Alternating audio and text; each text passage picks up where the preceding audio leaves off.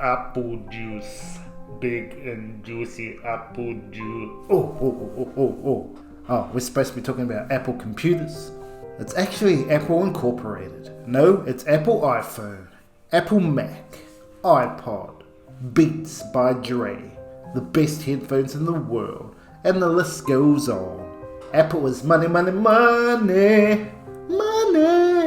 making machine. Let's find out why on Financial Guru. Welcome back, ladies and gentlemen. The time to listen is now, as we head off into the Apple atmosphere and listen to the history of Apple, as Steve Jobs' vision towards a greater tomorrow, continued by Tim Cook right now, the current CEO of Apple. Some of Steve Jobs' quotes: "You can't look at the competition and say you're going to do it better. You have to look at the competition and say you're going to do it differently.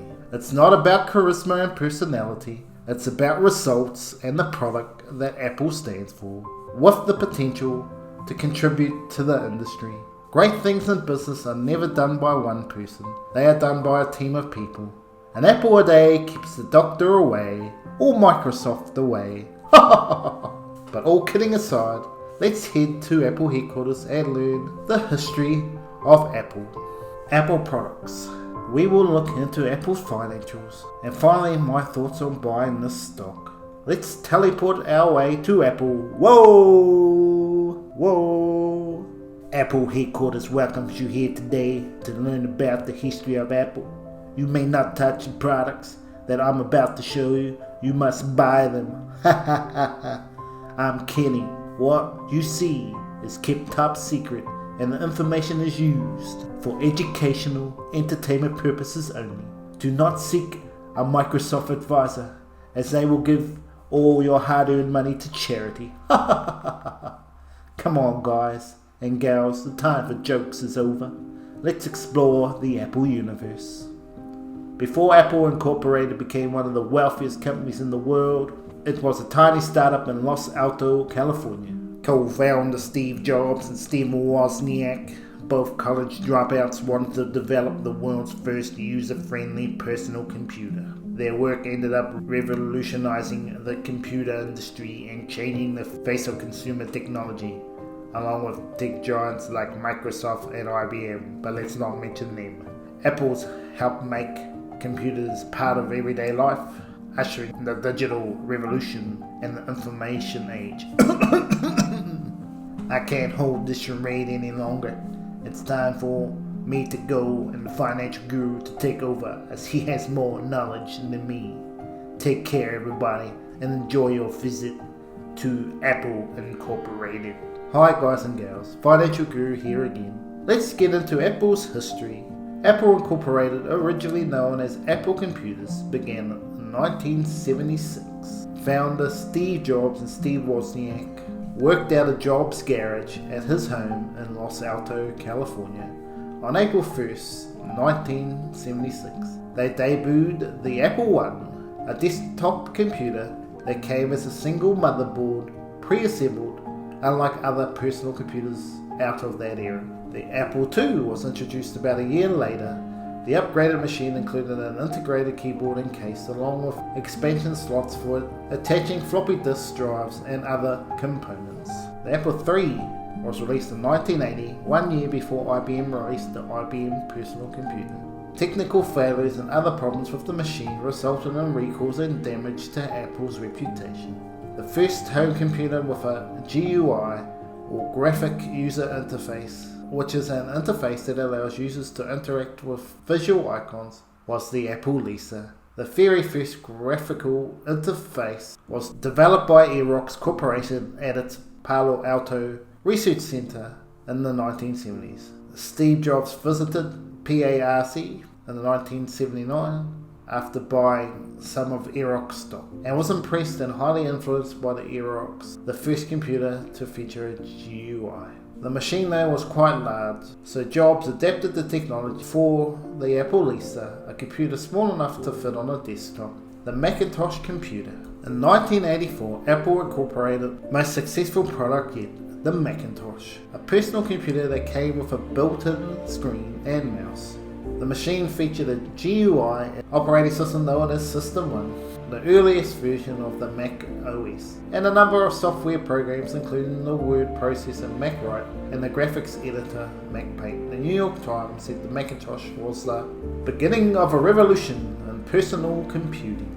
In 1985, Jobs was forced out of the company over disagreements with Apple's CEO John Sculley. He went on to found NeXT Incorporated, NEXT, a computer and software company that was later purchased by Apple in 1997. Over the course of the 1980s, the Macintosh underwent many changes. In 1990, the company introduced 3 new models, the Macintosh Classic, Macintosh LC, and the Macintosh, all of which were smaller and cheaper than the original computer. A year later, Apple released the PowerBook, the earliest version of the company's laptop computers, the iMac and the iPod. In 1997, Jobs returned to Apple as the interim CEO, and a year later the company introduced the new personal computer, the iMac. The machine became iconic for its semi-transparent plastic case, which was eventually produced in a variety of colours. The iMac was a strong seller, and Apple quickly went to work developing a suite of digital tools for its users, including the music player iTunes, video editor iMovie, and the photo editor iPhoto. These were made available as a software bundle known as iLife. In 2001, Apple released its first version of the iPod, a portable music player that allowed users to store 1,000 songs in their pockets on a small device. The later versions included models such as the iPod Shuffle, iPod Nano, and the iPod Touch. By 2015, Apple had sold over 390 million units. In 2007, Apple extended its reach into the consumer electronic market with the release of the iPhone, a smartphone that sold over 6 million units. Can you believe the original iPhone only had 16 gigabytes? Granted, there wasn't nearly as much data to put on the iPhone yet, and certainly no app store. But you had access to the internet on a screen you could see it on, unlike the flip and slider phones of the time, and it could only handle 128 megabytes of memory. The camera was 2.0 megabytes. So terrible. Phone with a camera. Holy moly! Later models of the iPhone have added multiple of features, including GPS, navigation, Touch ID and facial recognition, along with the ability to shoot photos and videos. In 2017, Apple sold 223 million iPhones, making the device the top-selling tech product of the year. iPhone 12, compared to the original, has up to 256 GB capacity storage, 12 megapixel camera, an app store, Apple Music, video camera, and so much more. With iPhone 13 soon to launch in September, Apple will continue to be a world leader in smartphones. Under CEO Tim Cook, who took over Apple after Jobs' death in 2011, the company has expanded, releasing a new generation of iPhones, iPads, iMacs, and MacBooks, along with the new products such as Apple Watch and the HomePod in 2018. The big acquisition was Beats by Dre on May 28, 2014. Apple officially announced its intentions to acquire Beats Electronics for $3 billion, with $400 million to be paid in Apple stock and the remainder in cash. Dr. Dre and Jimmy Iovine created Beats headphones, where Iovine felt that Beats had always belonged with Apple, as the company modelled itself after Apple's unmatched ability to marry culture and technology. In regards to the deal, Apple CEO Tim Cook stated that music is such an important part of all our lives and holds a special place within our hearts at Apple. That's why we have kept investing in music and are bringing together these extraordinary teams so we can continue to create the most innovative music product and service in the world. San Francisco, 8th of June 2013, Apple unveiled Apple Music, a single intuitive app that combines the best ways to enjoy music, all in the one place. Apple Music is revolutionary streaming music service, a pioneer worldwide with live radio from Apple broadcasting 24 hours a day, and a great way for music fans to connect with their favourite artists. Apple Music combines the largest and most diverse collective of music on the planet, with the expertise of the world-class music experts who have programmed playlists for your iPhone, iPad, iPod Touch, Mac, PC, Apple TV, and Android phones. Apple Music is a revolutionary streaming service and the app that puts the entire Apple Music catalog at your fingertips across your favorite devices. Starting with the music you already know, whether from the iTunes store, your music now lives in one place alongside the Apple Music catalog with over 30 million songs. You can stream any song, album, or playlist you choose, or better yet, let Apple Music do the work for you. Curation is the soul of every playlist created on Apple Music. Apple has hired the most talented music experts from around the world, dedicated to creating the perfect playlist based on your preferences, which have been personalized just for you. In addition, the human curation Siri is also dedicated. In addition, we have Siri, who is dedicated to helping you enjoy great music. You can ask Siri, a computer-generated human, to play me the best songs from 1994, play me the best of Celine Dion, or what was the number one song in February 2011. When you add all these together, Apple has taken over your household, with the tech giant becoming the first US company to reach $1 trillion in value in 2018. It is now currently worth $2.3 trillion, heading towards the $3 trillion mark. What is the future for Apple? The Apple Car, competing with Tesla? In 2014, Apple began working on Project Titan, with upwards of 1,000 car experts and engineers developing an electric car at a secret location near the company's Cupertino headquarters. Apple has overcome development problems and is moving forward with a plan to develop a consumer-facing autonomous vehicle. The Apple Car project has seen multiple leadership and hundreds of employees that have been laid off during the course of the development, but it is now under the leadership of John Giangere, Apple's AI and machine learning chief, who took over the reins from Bob Mansfield after Mansfield retired in 2020. December 2020, it was confirmed that Apple was indeed still working to launch a car, and right now plans to release a vehicle in 3 to 6 years. But Apple's analyst Ming-Chi Kuo believes the car won't launch until 2025 to 2027 at the earliest. First half of 2021, Apple lost several top managers for the self-driving car team, which could potentially result in development setbacks. Apple will work with a manufacturing partner to produce the vehicles, and the company is developing next-level battery technology to extend range efficiency. Apple has held discussions with Hyundai and other automobile manufacturers, and though there were rumours that Apple and Hyundai would ink a deal by March 2021, with production starting in 2024, it is yet to eventualise. Apple's car team is said to be aiming to create a self-driving vehicle that will let a user input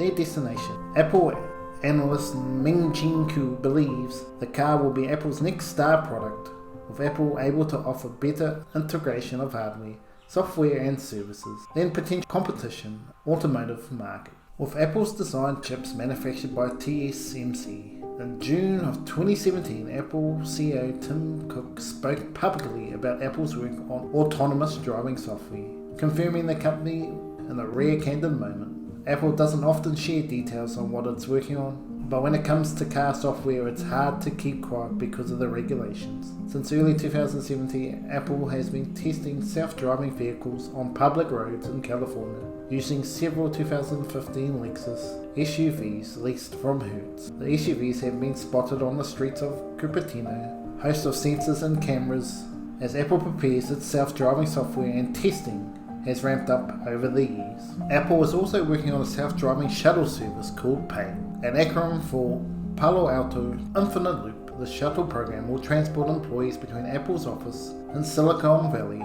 Apple is partnering with Volkswagen and will be installing its self-driving software in Volkswagen T6 transporters, vans to serve an employee shuttle. Apple in the car business is a game changer. I believe at the moment they are way behind Tesla in terms of car production, but could they get to self-autonomous driving first? They certainly have the money to invest in it. The Apple brand being so big, imagine having an Apple car with all the bells and whistles on top. Can they make part of the car design shaped like an apple? Well, wouldn't that be exciting? What do you do with the knowledge you've just gained? Should we just buy the shares right now and be done with it? No way, Jose. You must learn the financials of Apple. See how it's trending, taking in the lessons from the beginner's guide classes. If you are new to the channel, you can watch and come back to this before continuing on. Or if you know the financial basics, let's continue. Apple has a market cap of around $2.4 trillion at the start of July 2021, taking into account the shares outstanding of 16.69 billion, and you times this by the market stock price, which was around 140 on July 5th, gives you the market cap figure. I believe the price to be shooting up as the new iPhones are about to be released in September. So we now know how much the company is worth. Now, what is their PE ratio? At the moment, the forward PE ratio for the next 12 months is 27. So this company is currently not undervalued compared to its earnings, but is still growing with the revolutionary products still to come, like the Apple autonomous car. Apple has a dividend. At the moment it is only small, but over time that will grow. Currently Apple's dividend is 88 cents per year, which is 22 cents per quarter, with a dividend yield under 1%. I expect that this will grow to 2% within 10 years, as shareholders invest more and more into the company, expecting the dividend to rise in years to come. You are getting a forever growing company into the future as they continue to innovate computers, phones, batteries, and future technologies like autonomous cars and artificial intelligence. Let's have a look into the financial of Apple Incorporated. Apple's revenue in 2016 was $215 billion. Now up to $274 billion in 2020, with more room to with this year $300 billion in revenue expected to be achievable. In terms of net income, for one of the biggest companies in the world to go from 45 million to an increase of 12 billion to 57 billion in 2020, with the likelihood of a skyrocketing up to 70 billion by the end of this year. That would be a 64% growth in 6 years.